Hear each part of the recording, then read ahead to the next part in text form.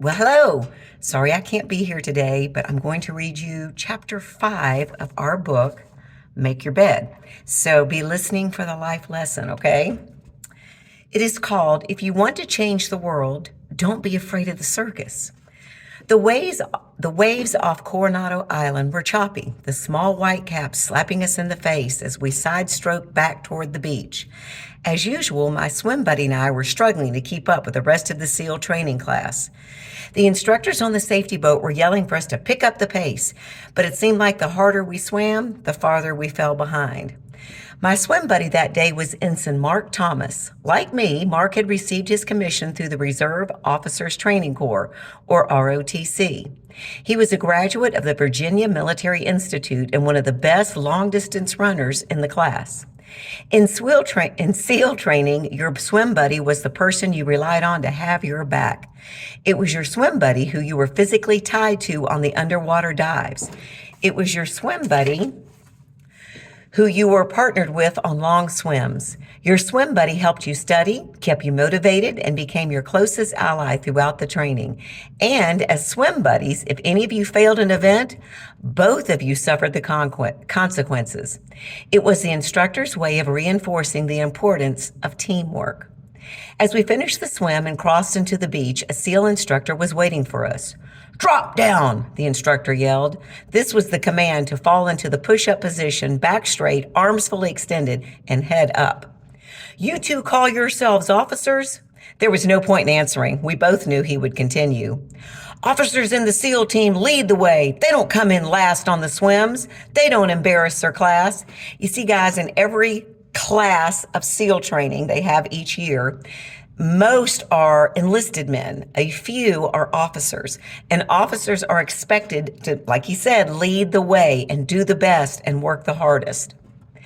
The instructor moved around us, kicking sand in our faces as he circled. "I don't think you gentlemen are going to make it. I don't think you have what it takes to be a SEAL officer." Pulling a small black notebook from his back pocket, he looked at us with disgust and jotted something in the book.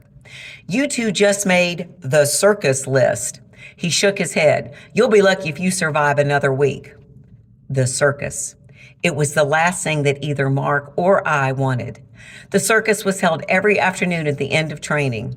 The circus was another 2 hours of additional calisthenics, combined with nonstop harassment by SEAL combat veterans who wanted only the strong to survive training. If you failed to meet the standard on any event that day, calisthenics, the obstacle course, the timed runs, or the swims, your name was on the list. In the eyes of the instructors, you were a failure. What made the circus so feared by the student was not just the additional pain, but also the knowledge that the day after the circus, you would be completely exhausted from the extra workout and so fatigued that you would fail to meet the standards again. Another circus would follow, then another and another. It was a death spiral, a cycle of failure that caused many students to quit training. As the rest of the students completed the day's events, Mark and I, along with several others, assembled on the asphalt grinder to begin another long session of calisthenics. Because we'd come in last on the swim, the instructors had tailored the circus just for us. Flutter kicks, lots and lots of flutter kicks. The flutter kicks were designed to strengthen your abs and thighs so you could power your way through the long open ocean swims. They were also designed to break you. The flutter kick exercise called for you to lie on your back with legs extended directly in front of you and your hands behind your head.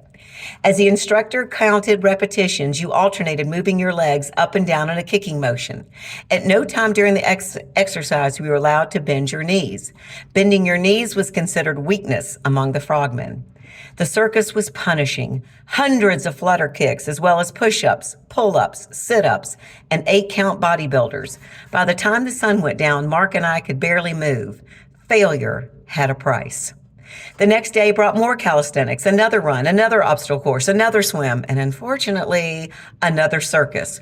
More sit-ups, more push-ups, and a lot more flutter kicks. But as the circus continued, a funny thing happened. Our swims got better, and Mark and I began to move up in the pack. The circus, which had started as a punishment for failure, was making us stronger, faster, and more confident in the water. While other students quit, unable to handle the occasional failure and the pain it brought, Mark and I were determined not to allow the circus to beat us. The battle's right here, right? As training was coming to an end, there was one final open ocean swim, a 5 mile off the coast of San Clemente Island. Completing it in the allowable time was essential to graduating from SEAL training. The water was bitterly cold as we jumped off the pier and into the ocean. 15 swim pairs entered the water and began the long trek out of the small bay, around the peninsula and over the kelp beds. After about 2 hours, the swim pairs were so spread out you couldn't tell where you were in the pack. 4 hours into the swim. 4 hours into the swim, numb, exhausted, and on the verge of hypothermia, Mark Thomas and I crossed the beach. There waiting at the edge surface was the instructor. "Drop down," he yelled. My hands and feet were so cold I couldn't feel the sand beneath my fingers and toes. With my head straining to keep upright, all I could see was the instructor's boots as he walked around Mark and me. "Once again, you two officers have embarrassed your class." Another set of boots appeared in my view, and another. Several instructors were now surrounding us. "You have made all your teammates look bad. Let me start over. You have made all your teammates look bad." He paused. "Recover, gentlemen." As Mark and I got to our feet, we looked around the beach and suddenly realized we were the first swim pair to finish. "You embarrassed them all right," the instructor smiled. "The second pair isn't even in sight." Mark and I turned to look toward the ocean, and sure enough, there was no one in view. "Well done, gentlemen. It looks like all that extra pain and suffering paid off." The instructor paused, stepped over, and shook our hands. "I'll be honored to serve with you when you get to the teams." We had made it. The long swim was the final tough event of training. Several days later, Mark and I graduated. Mark went on to have a distinguished career in the SEAL teams, and we remain close friends to this day. In life, you will face a lot of circuses. You will pay for your failures. But if you persevere, if you let those failures teach you and strengthen you, then you will be prepared to handle life's toughest moments. July 1983 was one of those tough moments. As I stood before the commanding officer, I thought my career as a Navy SEAL was over. Okay, so this is like 10 years later, okay? I had just been relieved of my SEAL squadron, fired for trying to change the way my squadron was organized, trained, and conducted missions. There were some magnificent officers and enlisted men in the organization, some of the most professional warriors I had ever been around. However, much of the culture was still rooted in the Vietnam era, and I thought it was time for a change. As I was to find out, change is never easy, particularly for the person in charge. Fortunately, even though I was fired, my commanding officer allowed me to transfer to another SEAL team. But my reputation as a SEAL officer was severely damaged. Everywhere I went, other officers and enlisted men knew I had failed and been fired. And every day there were whispers and subtle reminders that maybe I wasn't up to the task of being a SEAL. At that point in my career, I had two options: quit and move on to civilian life, which seemed like the logical choice at this point in light of my recent officer fitness report. That's like an evaluation that you get on a job. They're called fitness reports in the Navy. Or weather the storm and prove to others that I was a good SEAL officer. I chose the latter. Soon after being fired, I was given a second chance, an opportunity to deploy overseas as the officer in charge of a SEAL platoon. Most of the time on that overseas deployment, we were in remote locations, isolated on our own. I took advantage of the opportunity to show that I could still lead. When you live in close quarters with 12 SEALs, there isn't anywhere to hide. They know if you're giving 100% on the morning workout. They see when you are in first in line to jump out of the airplane and last in line to get the chow or the meal. They watch you clean your weapon, check your radio, and read the intelligence reports, and prepare your mission briefs. They know when you have worked all night preparing for the next morning's training. As month after month of the overseas deployment wore on, I used my previous failure as motivation to outwork, out-hustle, and outperform everyone in the platoon. I sometimes fell short of being the best, but I never fell short of giving my all, my best. In time, I regained the respect of my men. Several years later, I selected to command a SEAL team of my own. Eventually, I would go on to command all the SEALs on the West Coast. By 2003, I found myself in combat in Iraq and Afghanistan. Now that I was a one-star admiral leading troops in a war zone, every decision I made had its consequences. Over the next several years, I stumbled often, but for every failure, for every mistake, there were hundreds of successes, hostages rescued, suicide bombers stopped, pirates captured, terrorists killed, and countless lives saved. I realized that the past failures had strengthened me, taught me that no one is immune from mistakes. True leaders must learn from their failures, use the lessons to motivate themselves, and not to be afraid to try again. Let me say that again. And not to be afraid to try again or to make the next tough decision. You can't avoid the circus. At some point, we all make the list. Don't be afraid of the circus. Guys, I love this chapter. I got to say, had I been him and I'd been fired in a SEAL position, staying in the SEALs does not seem real smart. It seems like I'm putting myself in for more trouble than it's worth.